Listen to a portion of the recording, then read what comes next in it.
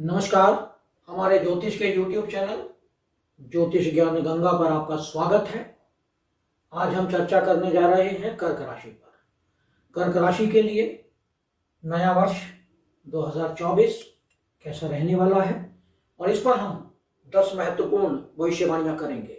साथ ही हम बताएंगे कि हर महीने सूर्य के गोचर से कर्क राशि पर क्या प्रभाव पड़ेगा। चर्चा शुरू करने से पहले आपसे अनुरोध है कि हमारे चैनल को सब्सक्राइब करें, साथ ही नोटिफिकेशन बेल को अवश्य दबाएं, जिससे आने वाले सभी वीडियो आपको मिलते रहें।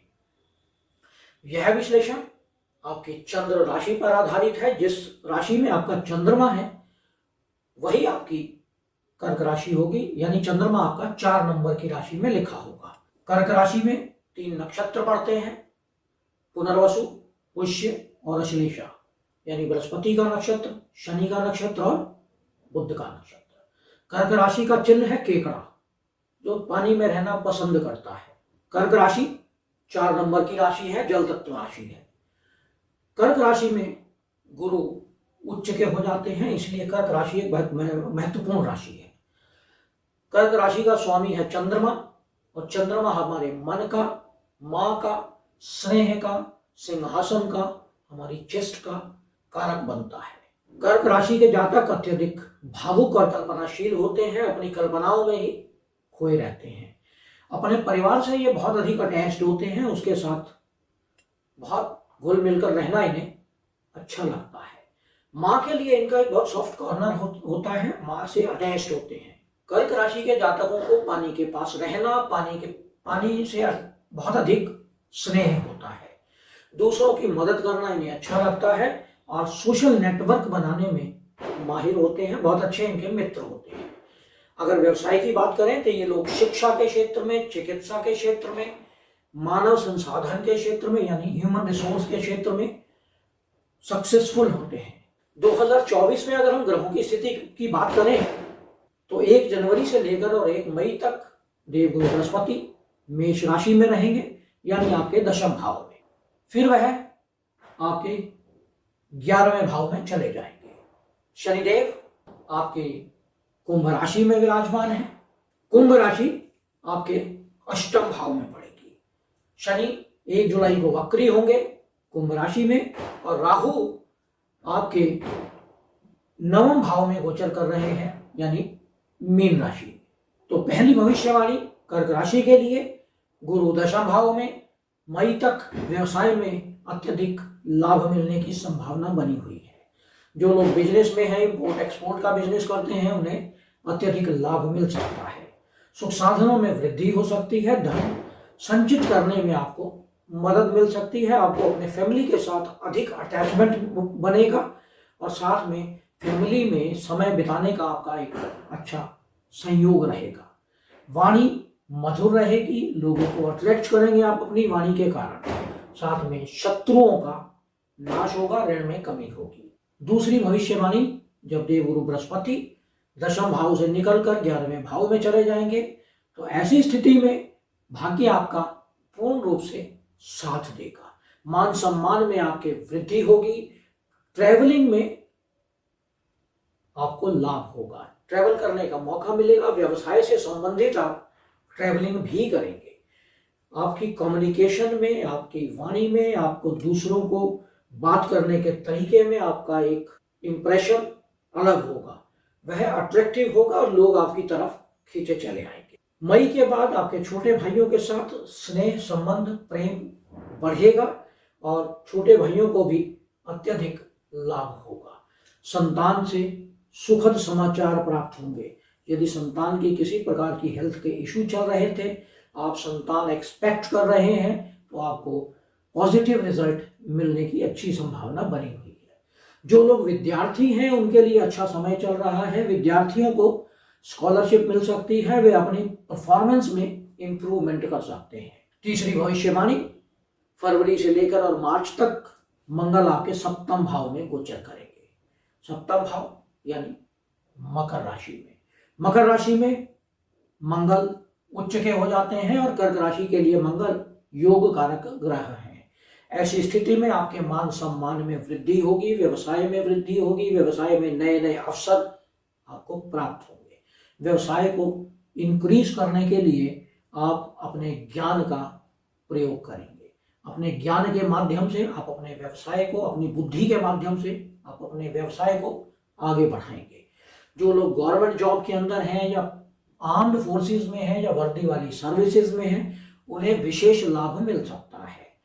लेकिन पंचमेश का सप्तम भाव में जाकर उच्च होना आपके ज्ञान को बढ़ाता है, ज्ञान अर्जित करने में हेल्प करता है, और साथ में संतान के लिए अच्छा है। पंचमेश का सप्तम भाव में जाकर उच्च होना तो संतान के कॉन्फिडेंस में इंप्रूवमेंट होती है। अक्टूबर से लेकर दिसंबर के बीच में मंगल आपके लग्न में रहेंगे और तब वह नीच अवस्था में होंगे। यह चतुर्थ भविष्यवाणी है, चौथी भविष्यवाणी। ऐसी स्थिति में आपको अपने स्वास्थ्य पर विशेष ध्यान देना होगा, क्योंकि पंचमेश और दशमेश का नीच हो जाना कहीं ना कहीं आपको संतान पक्ष से भी अच्छे समाचार नहीं मिलेंगे। लग्न में बैठा नीच का मंगल आपके सप्तम भाव को देखता है, तो ऐसी स्थिति में अपने जीवन साथी के साथ मतभेद उत्पन्न हो सकते हैं। सुख साधनों में कमी हो सकती है, माता के स्वास्थ्य में समस्या आ सकती है। तो अक्टूबर से लेकर दिसंबर के महीने में आपको विशेष ध्यान देने की आवश्यकता होगी। ससुराल पक्ष से या जो लोग रिसर्च की फील्ड में हैं उनसे भी उन्हें नेगेटिव रिजल्ट मिल सकते हैं।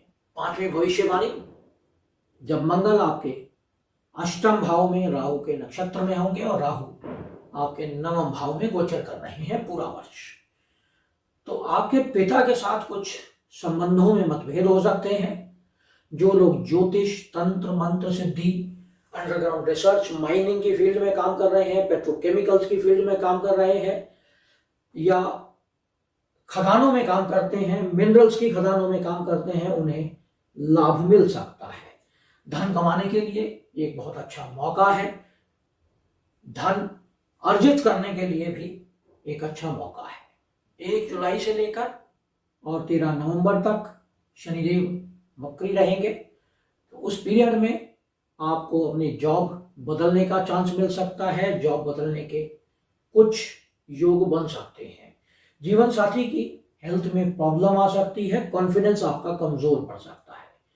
साथ में सुख साधनों में भी कमी आ सकती है और माता के स्वास्थ्य पर आपको विशेष ध्यान देने की आवश्यकता रहेगी। तो जुलाई, अगस्त, सितंबर, अक्टूबर और आधा नवंबर, यह समय आपको विशेष ध्यान देने की आवश्यकता होगी। जीवन साथी से संबंधित, व्यवसाय से संबंधित, माता के स्वास्थ्य से संबंधित। सातवीं भविष्यवाणी, आप में एक भ्रम की स्थिति उत्पन्न होगी।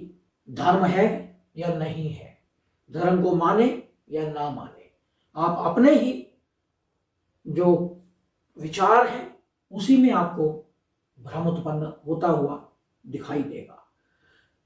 संतान पक्ष से कष्ट मिलने का योग बनता हुआ दिखाई देता है। यात्रा से आपको लाभ हो सकता है, यात्रा के योग बनेंगे, लंबी यात्राओं पर आप जा सकते हैं। यदि स्टूडेंट्स हैं तो उनके ध्यान भ्रमित हो सकता है, ध्यान भटक सकता है, तो विद्यार्थियों को चाहिए कि वो अपनी पढ़ाई में अधिक मन लगाएं। आठवीं भविष्यवाणी, आप दूसरे धर्मों को जानने में अधिक उत्सुक रहेंगे। अपने धर्म के प्रति आपके भीतर एक भ्रम की स्थिति होगी, लेकिन दूसरे धर्मों को जानने में आपकी उत्सुकता बढ़ी रहेगी। कुछ अनकन्वेंशनल सब्जेक्ट्स हैं जो आप स्टडी करना चाहेंगे, दूसरे धर्मों के बारे में पढ़ना चाहेंगे। छोटे भाइयों के साथ आपके मतभेद हो सकते हैं, लेकिन स्पोर्ट्स के मामले में जो स्पोर्ट्स पर्सन्स हैं उन्हें अत्यधिक लाभ मिल सकता है, सक्सेस मिल सकती है, उनकी परफॉर्मेंस में इंप्रूवमेंट हो सकती है। नौवीं भविष्यवाणी, आपके रेगुलर इनकम में बाधा उत्पन्न होगी, क्योंकि पूरा वर्ष केतु आपके तृतीय भाव में गोचर करेंगे। कम्युनिकेशन के लिए आप नए नए शब्दों की खोज करेंगे, नए नए शब्दों को जानने का आपका प्रयास होगा। स्पोर्ट्स में आपको अधिक इंटरेस्ट बढ़ेगा। 10वीं भविष्यवाणी, जीवन साथी के साथ मतभेद होंगे और अचानक से आपको धन लाभ मिलेगा। धन की स्थिति अचानक से आपको लगेगा कि कहीं से धन आ गया है। अब अगर हम बात करें सूर्य के गोचर की पूरा वर्ष, तो 1 जनवरी से लेकर 14 जनवरी तक सूर्यदेव आपके 6ठे भाव में गोचर करेंगे और ऐसी स्थिति में आपको रोग, ऋण, शत्रुओं से छुटकारा मिलेगा। विदेश जो लोग जाकर पढ़ाई करना चाहते हैं उनके लिए अच्छा समय है, पढ़ाई के लिए अच्छा समय रहेगा। धन अर्जित करना चाहते हैं विदेश में जाकर तो उनके लिए भी अच्छा समय रहेगा। 14 जनवरी से लेकर 14 फरवरी तक सूर्य आपके 7वें भाव में रहेंगे। जीवन साथी के साथ कुछ मतभेद होंगे, आपके मान सम्मान में वृद्धि होगी, आपके कॉन्फिडेंस में वृद्धि होगी, सरकार से आपको लाभ मिलेगा। 14 फरवरी से लेकर 15 मार्च तक 8वें भाव में सूर्यदेव आपके कुटुंब में कलह का वातावरण उत्पन्न होगा। धन अर्जित करने में आपको समस्या आएगी और यूरिन से संबंधित कोई इन्फेक्शन हो सकता है या पाइल्स की प्रॉब्लम हो सकती है, तो अपनी डाइट पे थोड़ा कंट्रोल रखें। 15 मार्च से लेकर 15 अप्रैल तक सूर्यदेव 9वें भाव में रहेंगे और इस पीरियड में एक ग्रहण भी पड़ेगा। इस पीरियड में आपके कॉन्फिडेंस में इंप्रूवमेंट होगी, आपके पराक्रम में वृद्धि होगी, छोटे भाई बहनों के साथ, मित्रों के साथ मतभेद होंगे और पिता का मान सम्मान बढ़ेगा, लेकिन पिता के साथ आपके मतभेद होंगे। 15 अप्रैल से लेकर 15 मई तक सूर्यदेव 10वें भाव में, जो लोग गवर्नमेंट जॉब में हैं उन्हें लाभ मिलेगा, सरकार से आपको हेल्प मिलेगी। अगर आपका कोई सरकारी काम फंसा हुआ है, अटका हुआ है, तो वह पूर्ण रूप से संपन्न होगा। आपको आपकी ख्याति अपनी सोसाइटी में बढ़ेगी। मां के स्वास्थ्य में आपको ध्यान देना पड़ेगा। 15 मई से लेकर और 15 जून तक सूर्य देव आपके 11वें भाव में रहेंगे। ऐसी स्थिति में आपको धन का लाभ होगा, ज्ञान में वृद्धि होगी, ज्ञान के कारण आप धन अर्जित करेंगे, ज्ञान के कारण आपका मान सम्मान बढ़ेगा, सोसाइटी में आपकी ख्याति बढ़ेगी, आपकी संतान की ख्याति भी बढ़ेगी। 15 जून से लेकर 16 जुलाई तक सूर्यदेव आपके 12वें भाव में विदेश यात्राओं का योग बनाएंगे। विदेश से धन कमाने का आपको अवसर प्राप्त होगा। विदेश में आपको अपना कौशल दिखाकर धन अर्जित करेंगे। आपको लेफ्ट टाइम पर अपने ध्यान देना होगा और साथ में आपके रोग, ऋण और शत्रुओं का नाश होगा। 16 जुलाई से लेकर 17 अगस्त तक सूर्यदेव आपके लग्न भाव में रहेंगे। द्वितीयेश का लग्न में आना, मान सम्मान में वृद्धि होगी, धन में वृद्धि होगी, पत्नी या जीवन साथी के साथ आपका वाद विवाद होगा, आपकी सोसाइटी में इमेज में इंप्रूवमेंट होगी, सोसाइटी में आपका मान सम्मान बढ़ेगा। 17 अगस्त से लेकर और 18 सितंबर तक सूर्यदेव द्वितीय भाव में अपनी ही राशि में, धन लाभ की स्थिति अच्छी बनेगी, कुटुंब के साथ तालमेल आपका अच्छा रहेगा। लेकिन जो लोग रिसर्च की फील्ड में हैं उनके लिए तो अच्छा समय है, लेकिन ससुराल पक्ष से आपको कुछ परेशानी हो सकती है और राइट आई का आप विशेष ध्यान रखें।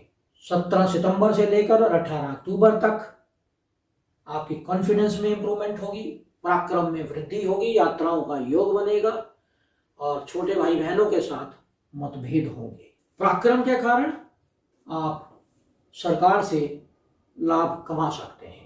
17 अक्टूबर से लेकर और 17 सितंबर तक आपकी ख्याति में वृद्धि होगी, व्यवसाय में वृद्धि होगी, लेकिन सूर्य के चतुर्थ भाव में बैठने के कारण सूर्य नीच राशि में होंगे, आपके सुख साधनों में कमी आएगी, सुख साधनों में समस्या होगी, आपके अपने बॉस के साथ अनबन रहेगी, लेकिन अगर आप प्रमोशन एक्सपेक्ट कर रहे हैं तो प्रमोशन आपकी हो सकती है। 17 नवंबर से लेकर 16 दिसंबर तक ज्ञान, संतान और आपकी बौद्धिक क्षमता, इन सभी में आपका अच्छा परफॉर्मेंस रहने वाला है।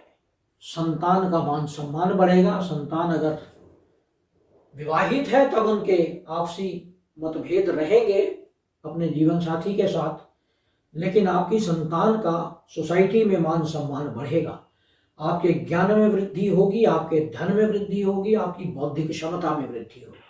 15 दिसंबर से लेकर 14 जनवरी तक सूर्य देव आपके छठे भाव में रहेंगे। उस समय आपके रोग, ऋण और शत्रुओं का नाश होगा और विदेश में पढ़ने जाने के लिए आपके लिए यह एक बहुत अच्छा समय रहेगा। तो यह था विश्लेषण कर्क राशि का।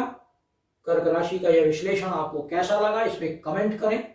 यदि आपने हमारे चैनल को सब्सक्राइब नहीं किया है तो इसे सब्सक्राइब करें, साथ में नोटिफिकेशन बेल अवश्य दबाएं, जिससे आने वाले सभी वीडियो आपको मिलते रहें।